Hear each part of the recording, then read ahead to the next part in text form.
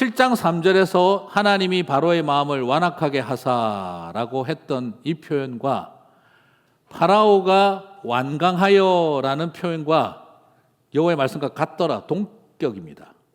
그리고 파라오가 자기 자신의 마음을 완악하게 만들었더라도 역시 하나님의 말씀과 같더라, 동격입니다. 그러므로 하나님은 내가 그의 마음을 완악하게 했다라고 쓰셨고, 동시에 그 자신이 완악하다라고 했고, 그리고 그가 자기 자신을 완악하게 만들었다는 표현이 다 똑같이 하나님 말씀처럼 됐다라고 했습니다. 동급이다 이 말인 것이죠. 그래서 오늘 이 모든 것을 세세히 살펴본 결과는 하나님이 완악하게 만들었다라는 하나님의 주권적 표현이 있지만, 실제로는 실질적인 것은 뭐죠?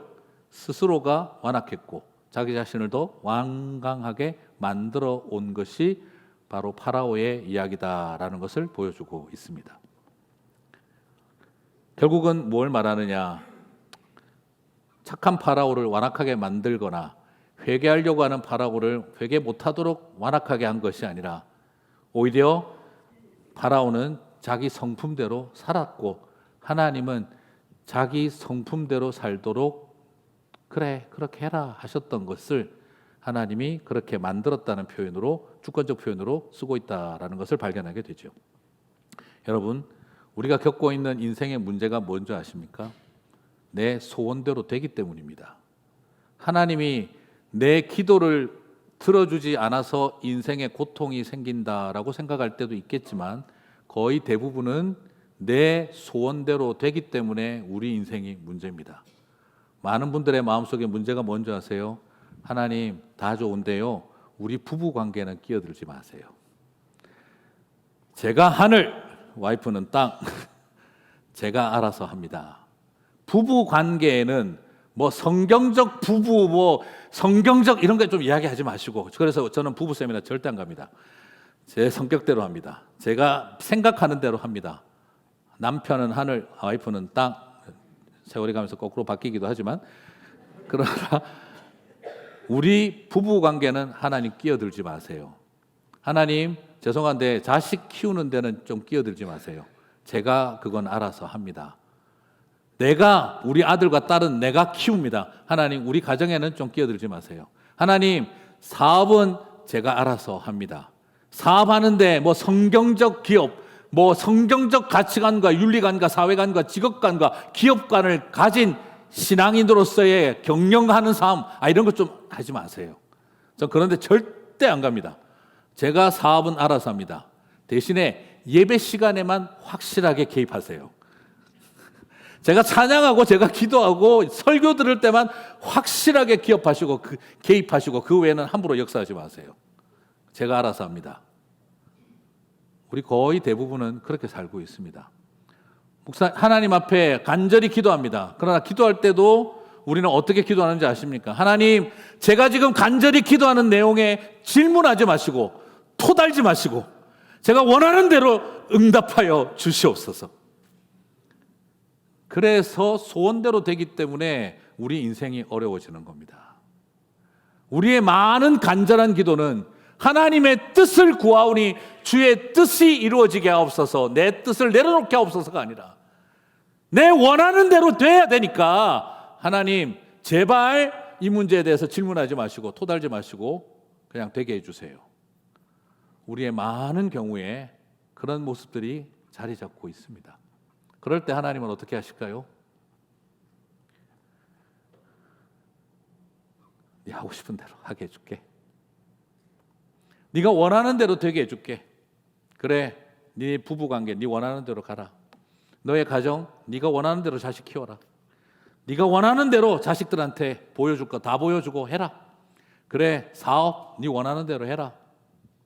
그럴 때 우리는 인생의 비극이 밀려오는 것을 모릅니다. 그게 바로 하나님이 make 파라오 네부, 그를 완악하게 하신 것입니다. 그냥 저와 여러분이 완악하도록 그냥 하게 하신 것입니다. 사랑하는 성도 여러분, 오늘 이 의미는 하나님이 10가지 재앙의 범인이다를 가르쳐주고 있는 게 아니라 바로 파라오의 완악함을 그 그대로 하게 하셨던 하나님의 모습을 보게 되는 것이죠. 우리는 이제 지난번 통해서 못난 모세의 모습을 살펴봤습니다. 그리고 오늘은 잘난 파라오의 모습을 이제 계속 살펴보게 될 것입니다. 근데 출애굽기는 두 가지를 다 보여주고 있습니다. 모세는 못나서 완악하고 파라오는 잘나서 완악하더라는 것이죠. 모세는 못나서 하나님 말씀을 들으려고 하지 않았고 파라오는 잘나서 하나님 말을 들으려고 하지 않았습니다. 모세는 지지리도 못나고 실패한 상처 때문에 아무리 말씀하셔도 듣지 않으려고 들었고, 잘난 파라오는 그 잘난 것 때문에 하나님이 아무리 말씀하셔도 죽어도 들으려고 하지 않았습니다. 모세는 못나서 순종하지 않았고 파라오는 잘나서 순종하지 않았습니다. 이처럼 모든 죄인들인 인간은 못나도 완악하고 잘나도 완악합니다. 여러분 뭐 어렵게 생각할 거 없이 다 그렇더라고요. 저희 아버지 사업할 때 돈 잘 버니까 아들이 제가 무슨 말을 해도 듣지 않습니다. 아버지 그게 아니고 이거는 좀 그렇지 않습니까? 무슨 네가 뭘 안다고 함부로 그런 말을 해. 아버지는 열심히 살았고 이래가지고 다 됐어. 그러니까 네가 아빠한테 이럴저럴 말하지 마. 내가 알아서 해. 나중에 사업이 다 망하고 빈털털이 되시니까 마음 못 잡고 정신 못 차리는 아버지한테 아버지 이건 아닙니다. 애비가 돈 없다고 네가 나까지 무시하냐? 너까지 무시하냐? 나 아직 안 죽었어. 내가 나중에 세계할 거야. 이제 돈 없으니까 자식까지 무시하네? 이런 나쁜 녀석들. 그때 제가 봤습니다. 없어도 완악하고 많아도 완악하구나. 그게 인간이구나.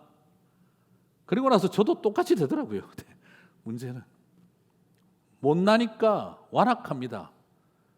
옆에서 누가 조금만 잘해도 꼴보기 싫고 비교가고 열등감 생기고 어떻게 하면 저거 들이받을까 생각하게 되고, 잘나니까 그 앞에서 우쭐거리고 폼 잡고 누가 뭐라고 말하면 네가 뭘 한다고 건방지게, 실패하고 다 망하고 나면 내가 망했다고 우습게 보니까 충고하지. 그렇게 끝까지 잘나서 못나고 못나서 완악하고, 그래서 누가 말해도 듣지 않으려고 그러고, 좋은 말을 해줘도 기분 나쁘고, 그리고 사랑해서 하는 말도 듣기 싫고, 그것이 못나서 완악한 인생, 그것이 잘나서 완악한 인생들의 모습인 것이죠. 오늘 이것을 보고 있으면 모세는 일관적으로 못났고 파라오는 일관성 있게 잘났습니다. 근데 문제는 우리는 둘 다 가지고 있는 거예요. 조울증처럼 교회 와서는 못나서 완악하고, 밖에 나가서 세상 나가서는 잘나서 완악하고, 밖에 나가서는 못나서 완악하고, 거꾸로 교회에 들어와서는 잘나서 완악하고, 끊임없는 그 함정에 들어갑니다. 담임 목사 되고 나서 교회가 커지니 잘나서 완악하고, 담임 목사 되고 나서 교회가 어려우니 못나서 완악하고, 장로가 돼서 완악하고 장로가 못 돼서 완악하고, 집사가 돼서 완악하고 집사가 안 돼서 완악하고, 권사가 돼서 완악하고 권사가 못 돼서 완악하고, 우리 안에 남아있는 부끄러운 모습은 잘 되든 못 되든 우리는 완악한 죄인들이라는 것을 발견하게 되는 것이죠. 우리 안에 있는 이 두 얼굴을 들키라고 저와 여러분에게 출애굽기에 모세와 파라오를 보여주고 계십니다.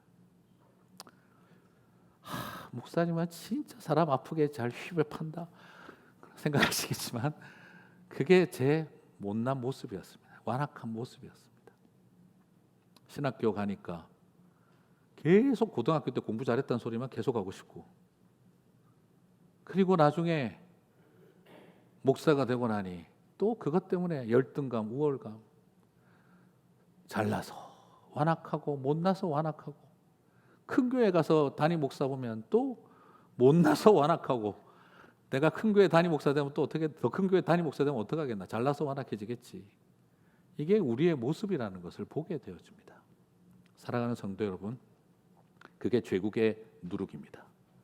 그게 우리 안에 들어와 있는 제국의 누룩입니다. 그리고 두 번째 이야기하고 싶은 것은 완악한 제국도 참 허당이고 허망합니다.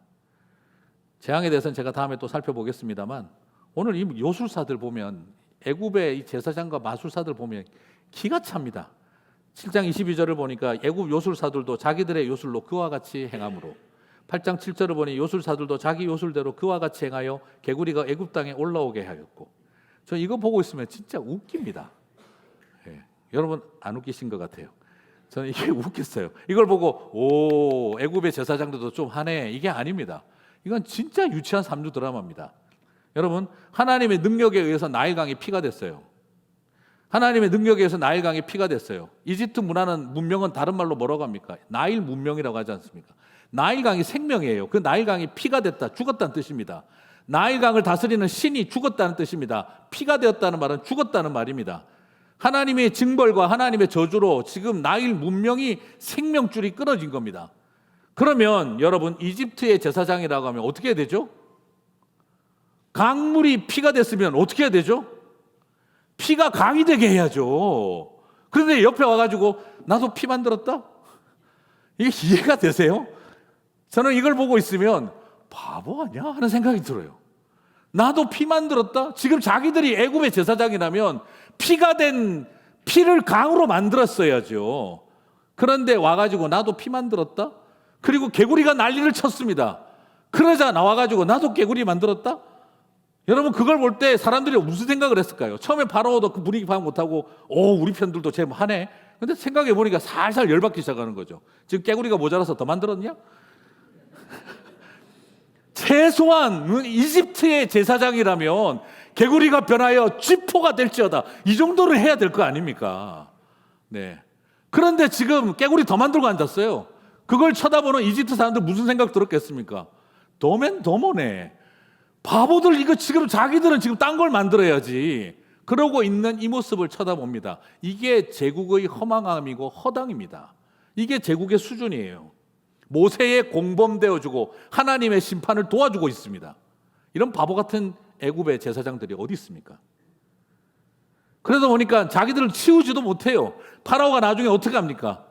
8장 8절을 보니까 바로가 모세와 아론을 불러 이르되 여호와께 구하여 나와 내 백성에게 개구리를 떠나게 하라. 자기네들 제사장은 앉아서 개구리 만들고는 앉았고, 그러니까 답이 안 나오니 떠나게 해달라. 네 백성들 다 보내줄게.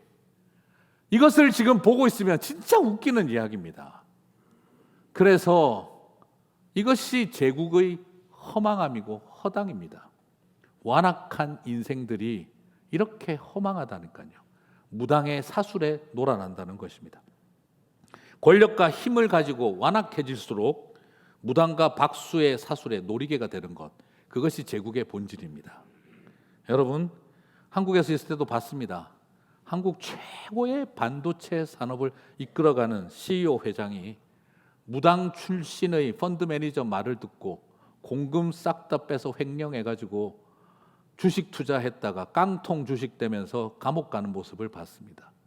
대한민국 최고의 굴지의 반도체 회사, 최고의 과학력을 가지고 있다는 회사의 CEO가 무당 출신 펀드 매니저 말 듣고 깡통 주식에 횡령해서 투자했다가 감옥 가더라고요. 그리고 한국에서 최고 대학 법대를 나와서 검사 최고위직, 나중에 법무부 장관까지 하신 분이 무당이 올해 조상 잘 모셔야 건강하고 국회의원 계속 잘 될 수 있다는 말을 듣고 처갓집 제사까지 챙기러 오는 것을 봤습니다. 제 집안 사람이라 제가 압니다. 왜 오셨냐고 했더니 무당이 그러는데 올해 조상 잘 모셔야 건강이 유지되고 계속 공직에 더 큰 자리 갈 수 있다고 해서 처갓집 제사까지 챙기러 오시더라고요. 누구지 궁금하시면 끝나고 저한테 물어보러 오십시오. 500원 들고 오시면 가르쳐 드립니다. 국민의 뜻을 겸손히 듣겠다는 한국의 정당들, 예전에 방문했다가 우연찮게 봤던 영성위원회인가 무슨 뭐가 있었는데, 그게 알고 보니 전국의 무당들에게 복채 주는 일을 전문적으로 담당하는 정당 사람들이 있었어요. 거기 이미 벌써 무당들이 몇이 와 있고, 무슨 일, 이걸 왜 하는 겁니까? 아니, 국회의원 절반이 넘고 이 정당의 지금 국회의원들의 65% 70%가 기독교인들이라면서 장로님이 대표로 있다고 하는 이런 정당에 왜 이딴 게 있습니까?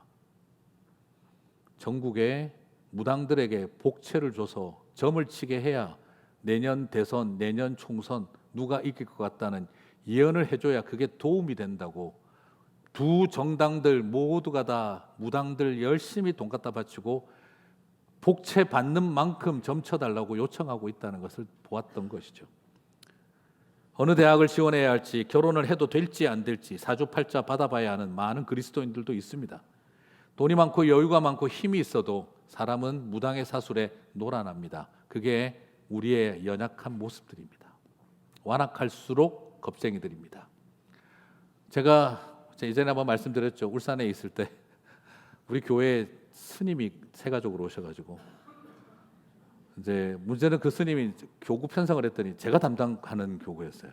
그래서 세가족 신방을 갔더니 또 있는 곳이 절이 아니고 무당집이었어요. 무당집의 사랑채에서 이렇게 스님이 계시더라고요.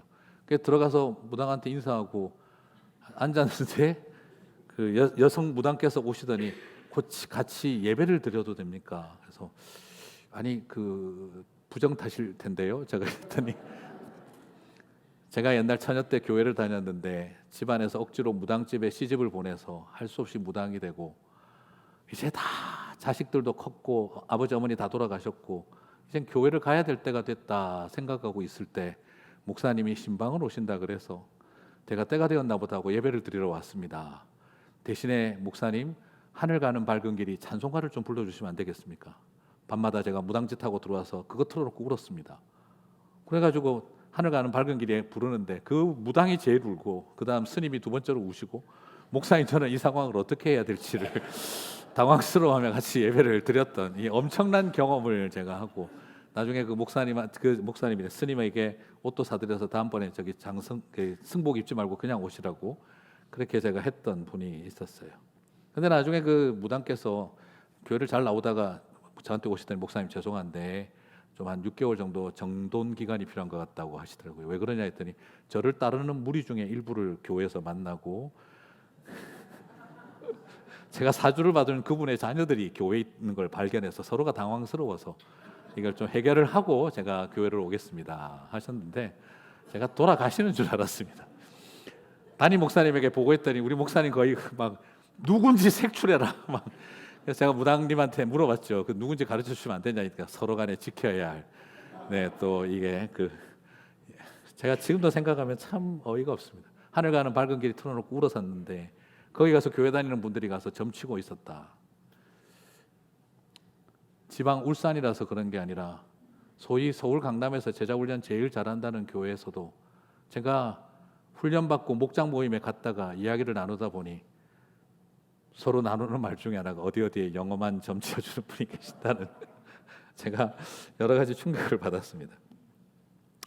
사랑하는 성도 여러분, 완악한 사람은 강한 사람이 아니라 불안하고 무섭고 잘 모르고 틀렸다고 인정하기 어려워하는 사람들입니다. 속내를 들키기 쉽지 않고 나의 무지함과 부끄러움을 인정하고 싶지 않고 부끄러워서 완악해지는 것이죠. 이렇게 완악한 사람들이 허당이 되고 그리고 허망해집니다.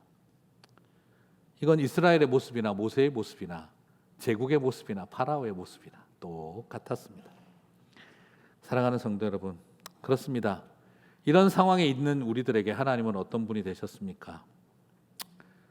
출애굽기 7장 4절 5절 바로가 너희 말을 듣지 아니할 터인즉 내가 내 손을 애굽에 뻗쳐 여러 큰 심판을 내리고 내 군대 내 백성 이스라엘 백성을 그 땅에서 인도하여 낼지라. 내가 내 손을 애굽 위에 펴서 이스라엘 자손을 그 땅에서 인도하여 낼 때에야 애굽 사람이 나를 여호와인 줄 알리라. 저는 이 말씀을 바라봅니다. 이 비겁하고 겁없는 이스라엘 백성을 주님은 말합니다. 내 군대라고. 그들은 내 군대가 될 것이다. 이 노예들을 군대라고 말하고 계십니다. 그리고 내가 여호와인 줄 알게 되리라. 세상의 모든 신들은 권력의 편이었습니다. 이집트의 모든 신들은 파라오의 수호자였습니다. 강한 신들일수록 파라오를 위해 충성을 했습니다. 하지만 여호와 하나님은 히브리 노예들의 하나님이 되셨습니다. 이 세상에서 가장 약하고 힘없는 백성들의 하나님이 되어주셨습니다. 그렇습니다. 세상에서 가장 강한 여호와 하나님이 이 세상에서 가장 약한 백성들의 수호자가 되어주셨습니다. 완악하고 허망한 제국의 실체를 드러내시며 내 백성을 가게 하라, 그렇게 선포하시는 우리 하나님은 참 멋쟁이십니다. 국가의 체제와 최고 권력자가 백성을 수단하고 그 생명을 해하였을 때, 파라오야, 국가 권력이 너희 내 백성들을 짓밟아 버렸지만 나는 그들을 내 백성이라 부르고 내 군대라고 부를 것이니 내 백성들을 가게 하라. 이렇게 당신의 백성들을 위해 싸워주시는 분이 여호와 하나님이신 줄 믿습니다. 그렇습니다. 제국의 신들과 맞짱 떠주시는 여호와 하나님, 저는 이런 하나님이 멋집니다. 물론 의심하는 사람들은 왜 선하신 하나님이 징벌을 하십니까? 반문하기도 합니다. 그러나 430년 노예 생활을 당한 히브리 사람들을 생각해 보십시오. 태어나는 아이들마다 나일강에 집어 던져야 했습니다. 나일강 밑은 피의 강이 흐르고 있었던 것이죠. 유아 살해와 인종 청소를 생각해 보십시오.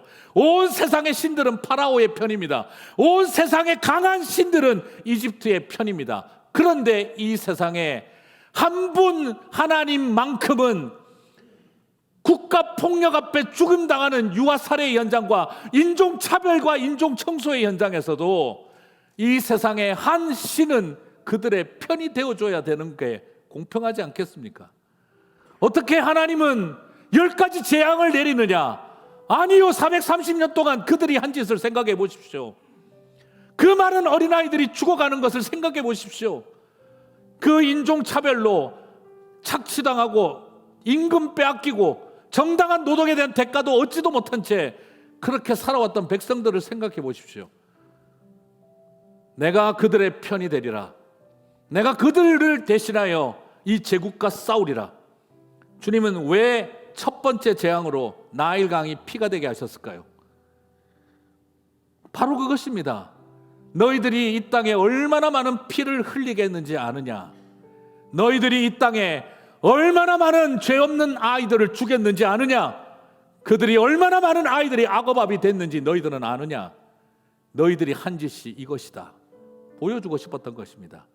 사랑하는 아들을 빼앗기고 피눈물을 흘리는 이스라엘의 어머니들의 피눈물을 기억하신 것입니다. 이 하나님이 여호와 하나님이십니다. 저는 이런 하나님이 너무너무 좋습니다. 그 어머니들의 가슴에 피눈물을 주님이 보셨던 것이죠. 너희들이 한 짓이 뭔지 아느냐? 국가 폭력으로 흘리게 한 이 피가 너희들을 다시 징벌한다. 이 피가 소리치며 가인의 피값이 하늘에 소리쳤던 것처럼 그 강물 밑바닥에 흐르는 어린아이들의 피값을, 그 피소리를 주님이 들으셨던 것입니다. 그래서 그 나일강을 피로 물들이시며 너희들이 한 짓을 똑바로 보라고 보여주신 것입니다. 그렇습니다. 예전에 사람들은 말을 합니다. 어떻게 10가지 재앙을 일으키는 사랑의 하나님이 어찌 이렇게 잔인할 수가 있느냐. 하나님은 그 말을 늘 듣습니다. 하나님, 왜 그런 오해를 받아가면서 우리를 위해서 싸우십니까? 세상에 나 같은 신은 하나 정도 있어야 되지 않겠냐? 괜찮아, 저들이 뭐라고 말을 하든지, 나를 보고 사랑도 없는 잔인한 하나님이라고 말하든지, 나를 보고 재앙을 일으키는 잔인 무도한 신이라고 말을 해도 나는 괜찮아. 내가 너희들의 편이 돼줄게. 너희들은 내 뒤로 가라. 너희들은 가만히 있어라. 너희들 손에 피 묻히게 안 할 테니, 내가 다 내 손에 피 묻힐 테니 너희들은 내 뒤로 가만히 있어라. 내가 온 세상의 신들이 다 편먹어준 이 이집트와 파라오를 향해서 내가 싸워줄게. 너희들을 위한 신도 이 세상에 있다. 그런 신이 되어주신 하나님이 저는 너무너무 감사합니다. 여러분, 이것이 하나님 은혜입니다. 맞아요. 이집트 사람들에게 여호와는 두렵고 무서운 하나님의 이름이겠죠. 그러나 고통받는 백성들에게 여호와 하나님은 우리를 위해 싸워주신 구원자 하나님의 이름이 될 것입니다. 여호와의 이름을 애굽 사람들이 알듯이 알지 마십시오. 잔인한 하나님, 심판하시는 하나님. 그러나 430년 노예로 살아왔던 그들에게 하나님은 이 세상 모두가 우리를 버린 줄 알았고, 이 세상의 모든 종교와 신들이 우리를 짓밟았는 줄 알았는데, 이 세상에 그렇지 않은 한 분 하나님이 계시더라. 그의 이름이 여호와로다. 사랑하는 성도 여러분, 그 고백이 있게 되시기를 바랍니다. 세월호 이야기가 10년이 지났습니다. 교회 다니시던 집사님이 사랑하는 딸 IMF 때 망해서 그곳까지 와서 돌잔치도 해주지 못하고 IMF 때 망했다 살아왔던 애 혼자서 어른 돼서 애가 고등학교까지 잘 다니다 졸업여행 갔다가 죽고 난 다음 마지막 죽는 순간에 엄마에게 전화까지 돌렸는데 엄마는 일하느라 바빠서 전화를 못 받았어요. 먹고 사는 게 힘들어서. 나중에 알고 보니 딸아이가 보냈던 마지막 전화인데 그 전화도 못 받았어요. 그 엄마는 울면서 고백을 합니다. 엄마가 지옥 갈게, 딸은 천국 가. 엄마가 지옥 갈게, 딸은 천국 가.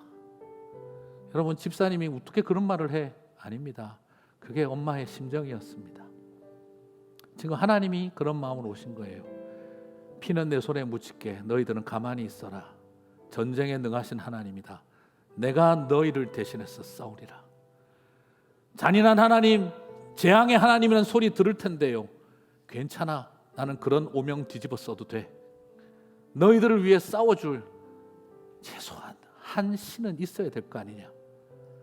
나는 너희들과 싸워주겠다. 바로 그 하나님이 여호와이십니다.